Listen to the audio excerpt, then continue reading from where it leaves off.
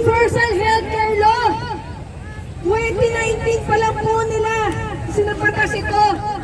Pero ano pong plano nila? Plano pa nilang amyendahan ng patago na hindi pinapaalam sa atin, sa mga manggagawa at sa iba't iba pa mga marginalized communities at groups.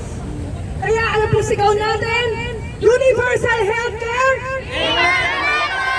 Huwag wasakin! Universal Healthcare! Universal Healthcare! Huwag wasakin! Universal Healthcare! At pinagpapasyahan na dahil sa tingin natin yan ay labag sa saligang batas. Hindi pa nakontento, may pangatlo pang ginawa, yung sin tax bill, yung buwis sa sigarilyo, kung saan nang gagaling ang tulong para sa PhilHealth. Binawasan, may panukalang bawasan ito. So lalong mababawasan ang pondo natin sa PhilHealth. Tama po ba yun? Dadami ang maninigarilyo, dadami ang magkakasakit, tapos pinawasan ang pondo ng PhilHealth. So tatlo yun. Kinuha ang 60 billion, ginawang zero ang budget, tapos bawasan ang buwis. Parang ngayon, nagtataka tayo bakit may panukala na bawasan ang ating premium. Dagdagan daw ang benefit, dagdagan ang benepisyo, pero babawasan ang premium. Paano mangyayaring madadagdagan ang benefits kung babawasan yung premium natin? Ginawang zero yung tulong sa mga walang pera, pero yung mga may kayang bumayad, babawasan yung babayaran nila. Tama ba yun? Yeah! So, ang tingin namin dun sa huling panukalang yon, ay pampapogi lang, pampagwapo. So, kinuha, winasak na ang PhilHealth funds natin, sila pa ang gwapo. So kaya kailangan natin tikulan ito.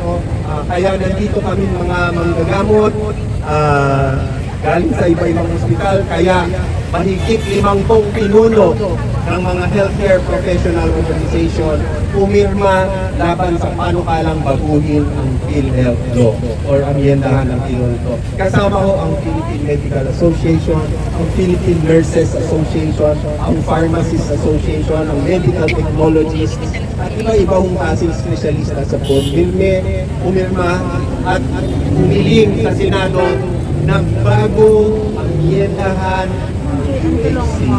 Sana isa-tupad muna. Hindi pa natin natitikman eh. Nililitis pa sa Supreme Court, babaguhin na nila. Hindi ho yan mabuti para sa ating kalusugan at makakakita tayo ng mas maraming pasyente tulad ng evento ko sa inyo at sa Mr. So, dapat sabay-sabay tayo sa ating sigaw. Universal Healthcare!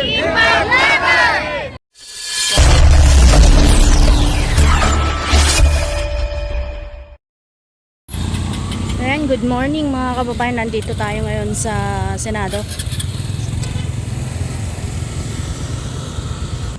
So may nagaganap na protest po dito sa harap ng Senate of the Philippines.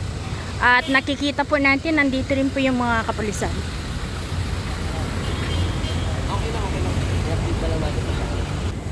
Andito rin po yung mga MMDA.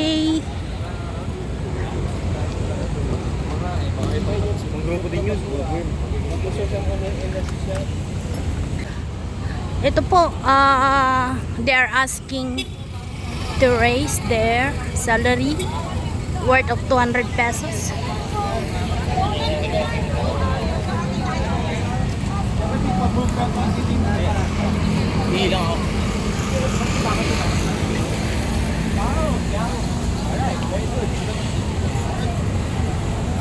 Dagdag sahod! Isa batas! Isa batas! Dagdag sahod! Isa batas! Isa batas! Dagdag sahod! Isa batas! Isa batas!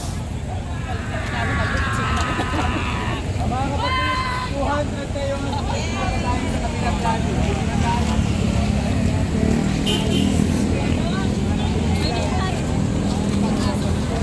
Gusto nilang isabatas ang pagdagdag ng sahod. So maliban po sa mga manggagawa ay sa healthcare din ay nandito din po mga kababayan. Alam naman po natin ngayon June month. Ito po yung month po ng health.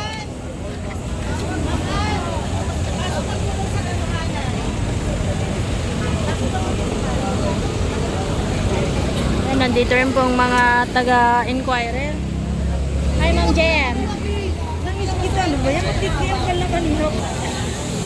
Hindi amyenda ang solusyon kundi tamang pagpapatupad ng UHC law. Medical Action Group.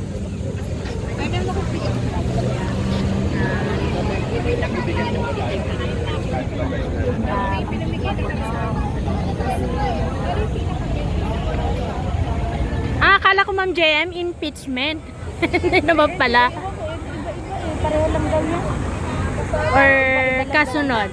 Oh. Kasama, Kumbaga iba-ibang pero isa lang din. simula na po tayo maghanay. Yung pinaka-main banner ng UHC. Ito magsisimula na silang maghanay. Tulong-tulong po tayo maghawak. Iba naman ito eh, reversal ito pa lang yung mga nauna Ma'am Joy? Oo, yan pa lang. Ewan lang natin kung may darating pa. Topic of universal healthcare. Sasagot kayo ng ipaglaban. Okay? Universal healthcare. Universal healthcare.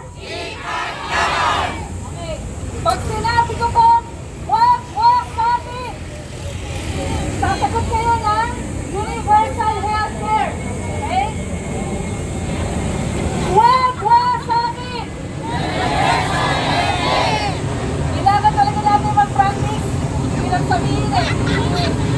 Okay, universal healthcare. Wag wasagin. Universal healthcare. Wag wasagin. Sige, mukhang di talaga almusal ng mga kasama. Nagugutom pa. Nagugutom. Mga kasama. Hindi yata nagkape. Natin ang ating boses. Universal healthcare. Wag wasagin.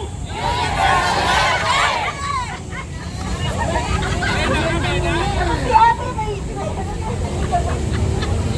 sabay. Universal healthcare. Wag wasagin. Universal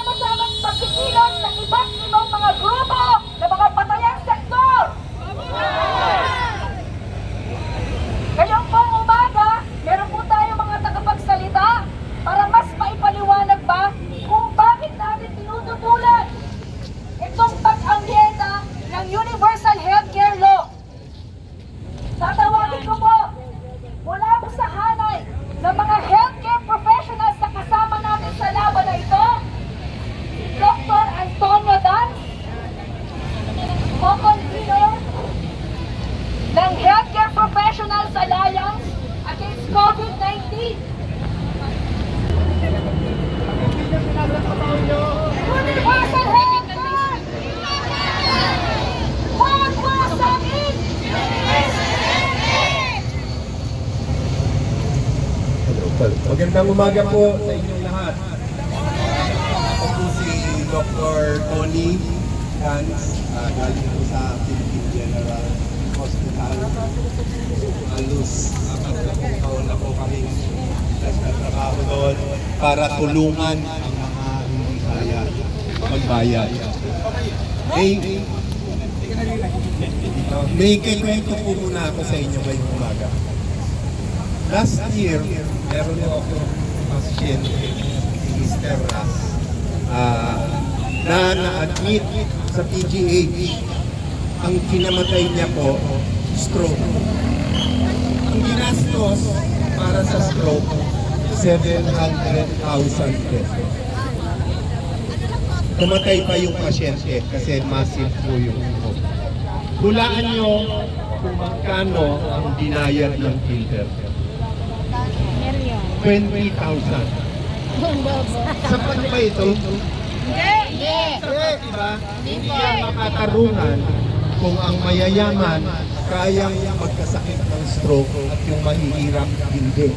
Sigurado ako, lahat kayo may kilalang naghirap sa gastos sa kalusugan. Yes. Sigurado yan.